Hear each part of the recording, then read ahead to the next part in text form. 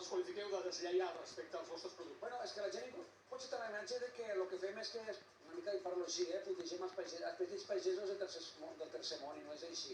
Són grans empreses que van allí a explotar la gent d'allí per entrar a menjar aquí barat. És a dir, al final perd aquell país, perd el seu medi ambient i perdem nosaltres, perdem tots en benefici de poques mans, realment. Aquí voldria anar jo també a puntualitzar.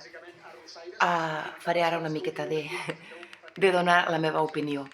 Doncs penso que hem de fer això, hem de defensar cadascú el seu, però no perquè vulguem anar en contra d'altres països, però aquesta globalització que durant aquestes últimes dècades ha sigut tan grossa, tan forta, aquesta globalització que ha fet que en un no res tinguis un producte de l'Àfrica, de la Xina, de Corea, d'on sigui, doncs això no pot ser. No pot ser perquè aquí el que realment necessitem és que els països siguin al màxim d'autosuficients. I a més és que en el tercer món el que fan és explotar. Estan explotant el tercer món. I per tal com van les coses, i també, ara gravarem una miqueta aquí, des de casa meva, terra de pagesos i ramaders, aquí a la Segarra, tal com van les coses, què està passant? Doncs que cada vegada depenem més de fora, en tot, en la... que afluixaré una miqueta, en l'energia, en les mercaderies, en tot.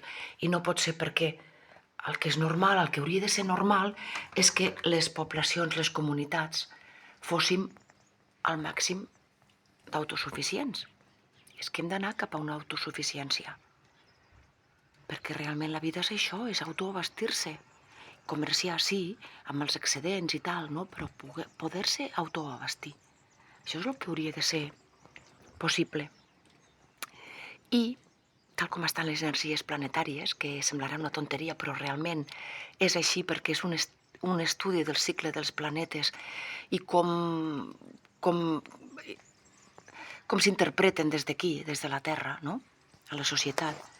Doncs ens trobem que aquests anys de la globalització van ser uns anys molt forts, aquestes darreres dècades, però ara, amb l'entrada de Plutó en Aquari i diferents convergències d'energies, anem cap a que aquesta globalització ja no serà tant per tot, sinó que serà més aviat una globalització de comunicació, de coneixements, d'intercanvis, però coses més aèries, coses més mentals.